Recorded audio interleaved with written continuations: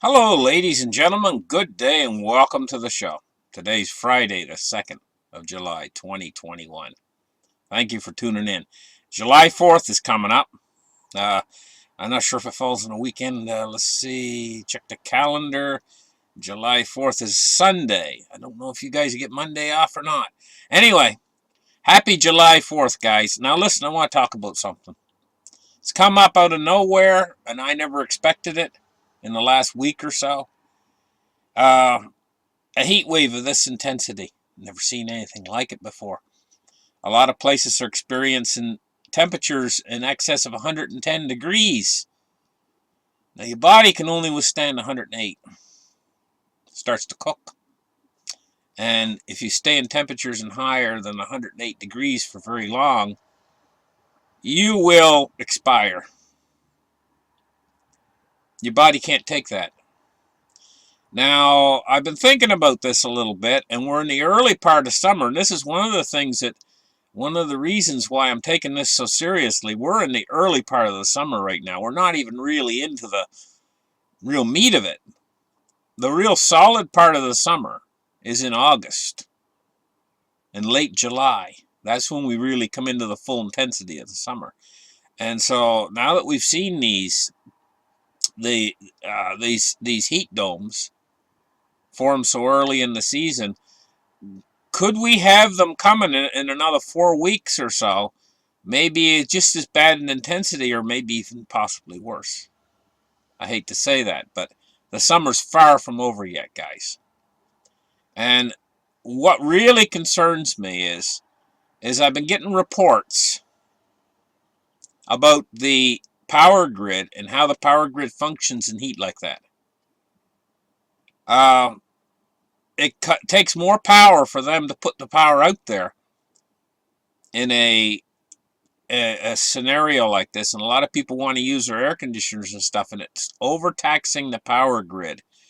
Now, if we get a large heat dome like that, and we get a power grid outage or failure over a widespread area, and the temperature goes over 110 degrees, what are people going to do? Especially in the cities and stuff, you know?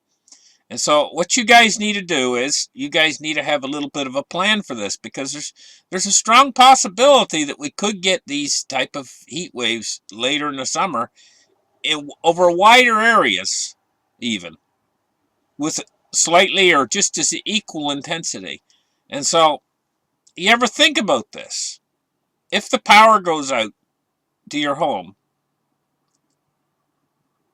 and we get temperatures in excess of 110 degrees underneath a heat dome like this, how are you going to stay cool? Have you thought this through? Now, some of you have older homes that have basements.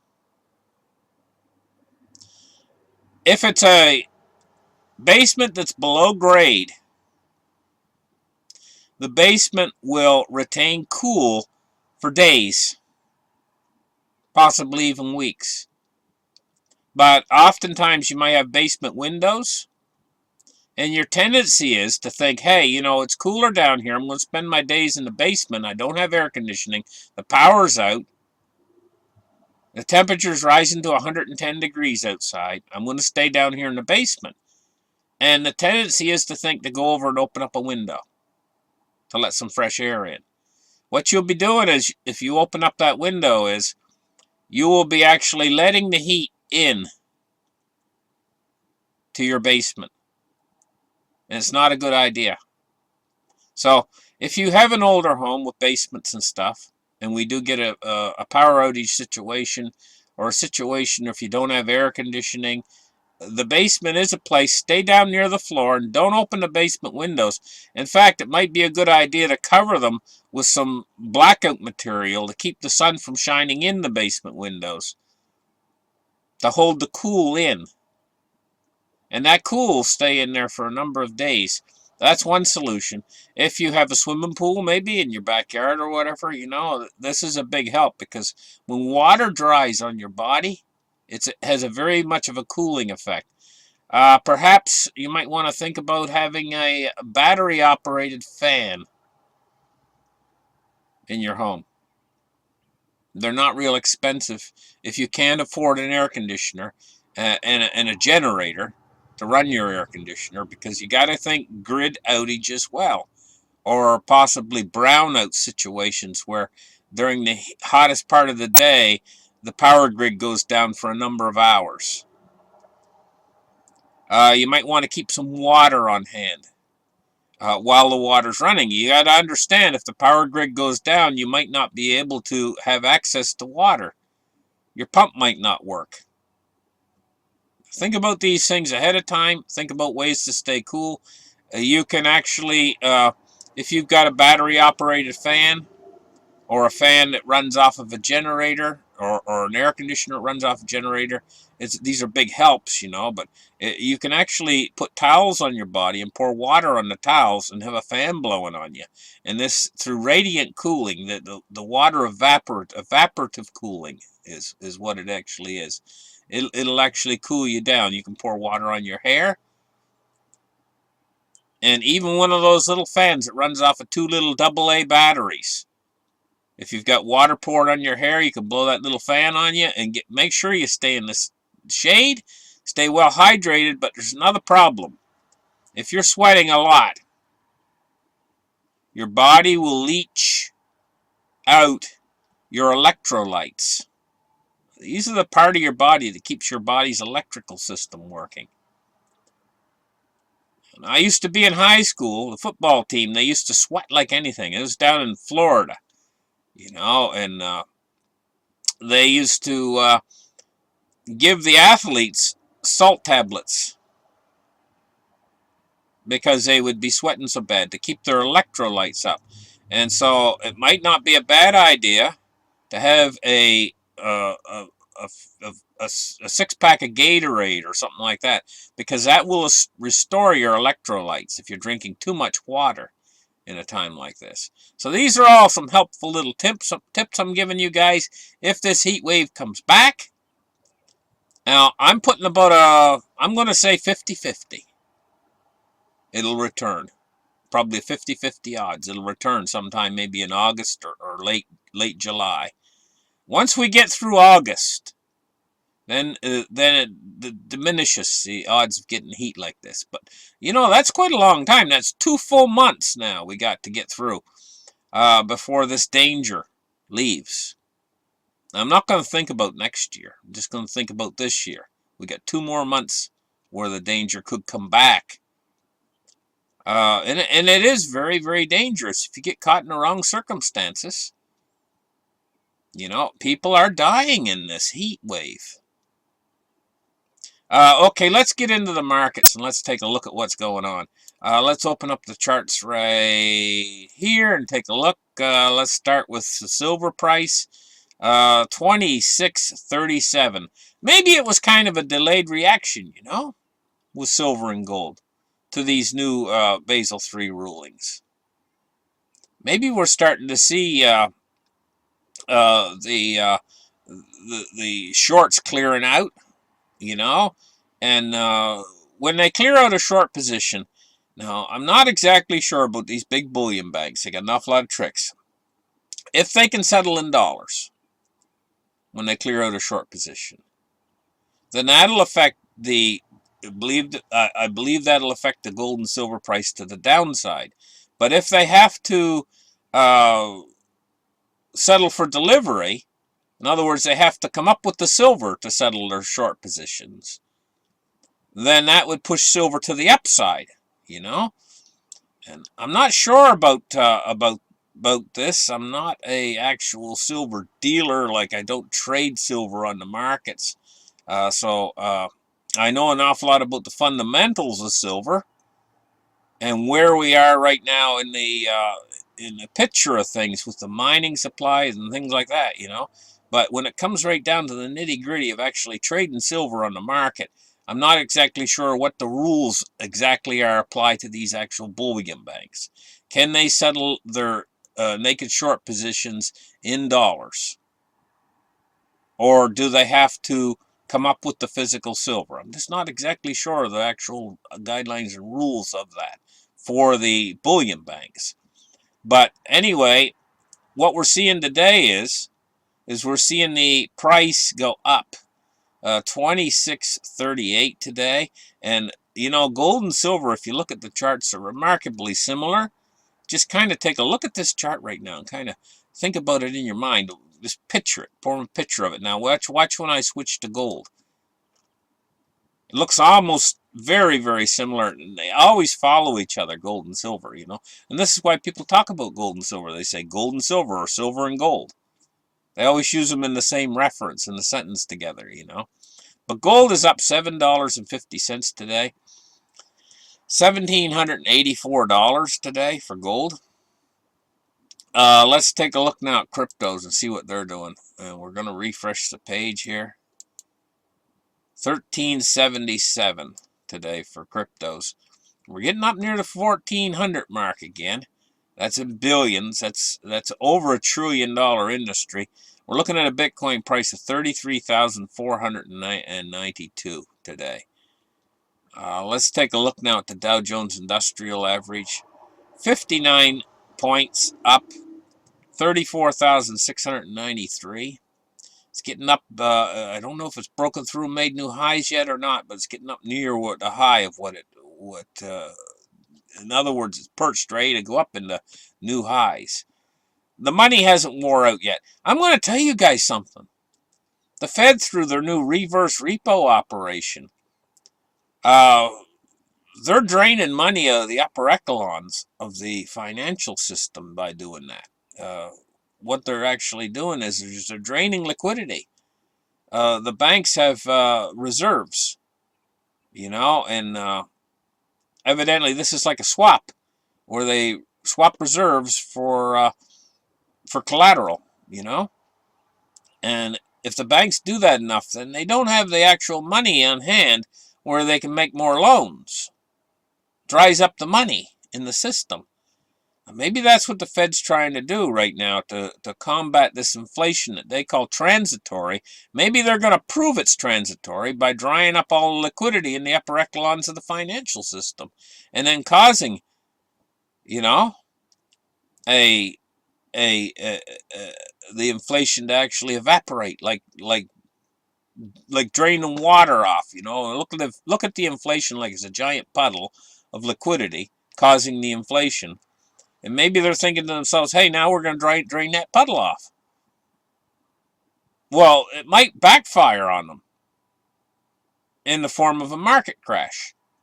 In other words, what I'm saying is the reverse repo operations and drain too much liquidity out of the system, and all of a sudden, there's no liquidity for things like Bitcoin, things like the Dow Jones, things like the S&P 500, and the list goes on, even the real estate markets.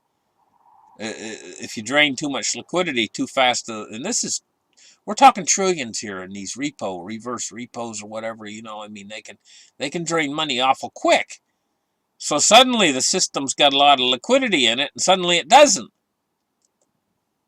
And what could be the net effect of that is they have such power, the Fed does, they could prove that the inflation was not going to be transitory, but maybe if they drain enough liquidity out of the system, it will become transitory. But at either rate, if we get too big a crash on the other side of that, they're going to be pushed back to being free and easy again. In other words, dovish. It's kind of like the Fed doesn't know which way they want to flop, whether they want to be dovish or they want to be hawkish. You know, and first they're dovish and then they're hawkish, and then they'll have to go back to being dovish if everything collapses. Crazy bunch running the system out there right now, you know, and they got such an unstable world for us right now. All you people in my audience out there, you're having to deal with world instability caused by, basically, get right down to the nitty-gritty of it, greed, mostly. Greed for power, greed for money, you know, and just a system out there that's completely disorganized, because everybody wants to get their piece of the pie for either power or money. People that are in power, you know, they get a certain amount of power and they want to move up, and they want greed for it's totally run by greed It's not run by, is this the right thing to do for the people? They don't think about that. They think about, is this the right thing to do for me to improve my position in society? And what it actually is the world is not unified to fight against the troubles that we have that are coming and that we already are in, you know. We just got everybody out for themselves, you know. And what that generates is ultimately chaos if the world starts to break apart. Because then they're all just out for what they can get out of it. Number one. Me. About all of the people as a unit, a worldwide family. They're just thinking about their own self-interest within society. And that's what we have running our system. It's just a bunch of individuals thinking about their own self-interest and not caring about the actual overall humanity. In other words, the way they think is everybody in the world can go to hell except as long as I can get my big fat paycheck. And so when when we get a crisis situation, well, it's just not good. Anyway, let's take a look. Let's move on further. Let's take a look now at crude oil, 74.82. It's down 41 cents. But listen, guys, I know some people out there think that this is a renewable resource. They think the world's core, the core of the world produces it. Somehow deep within the earth, it just keeps making more and more oil. No, there's giant pools of oil underneath the ground, and these pools are not renewable. It's a non-renewable resource, and we've drained these pools down, and we continue to drain them down. Ultimately, the world is going to run out of oil, or cheap oil. It gets deeper and deeper. They have to chase it deeper and deeper, and it costs more and more money to get it deeper and deeper. You know, the oil. In other words, picture it like a tree. The low-hanging fruit, you just walk over and pick it off the tree. It's easy to get. Then later, you have to go up a ladder, maybe 2 steps to get the fruit. And you got all that picked. And in the end, the only fruit that's left, you got to have some sort of a guy in a bucket from or something, or way up there, way up so high, you got to lean the ladder over the tree. It's hard to get to. That's the way with oil. We're getting all the easy stuff's getting gone. And now we're going to only have what's left is going to be hard to get to. And it costs more oil. It costs a lot of oil to get the oil. So it costs, say, a barrel full of oil to get 3 barrels full of oil. That's where we're going right now. When they first went in and started getting oil, it was almost like it was free, you know? It was just bubbling out of the ground. You've all seen Jed Clampett on Beverly Hillbillies. And the oil comes bubbling up out of the ground, you know? And now he's a millionaire. Anyway, moving on, 57.52 for the MOVE index. It's up 4% today. Bonds and rates. We're looking at falling yields. And it's not insignificant. It's a pretty good little fall in yields today. 1.442 on the U.S. 10-year. It's fell 3.8 basis points. And the U.S. 30 years fell 3 basis points at 2.05. 2.05. Now the U.S. dollar index. 92.40 on the U.S. dollar index. I'll tell you, every one of you guys out in my audience, you got an old juice bottle, you got an old milk jug or whatever, you got a closet, or maybe you got some space underneath the sink in your kitchen or someplace like that to put it. Fill up those juice bottles, fill up a few bottles with water from the tap, put the cap on them and put them away underneath the cabinet. Because if the power goes out and we get a massive heat wave later this summer, that water can save you. Just that water can save you. You can pour water on yourself, but you say, well, okay, during the heat wave, I'll go and I'll get the water out of the tap. It might not work if you haven't got power. to run your pump. You know, and that water evaporation might save you from the heat. And quite seriously, guys, it could get so hot. If you haven't got air conditioning, you might be sitting there in that chair, and you might actually have to pour water on yourself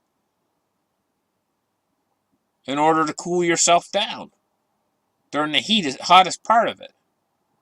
You know, when it gets that hot, opening up a window doesn't help. The heat comes pouring in through the window. Thank you guys for listening. Like and subscribe, and we'll catch you guys in the next show. Bye-bye.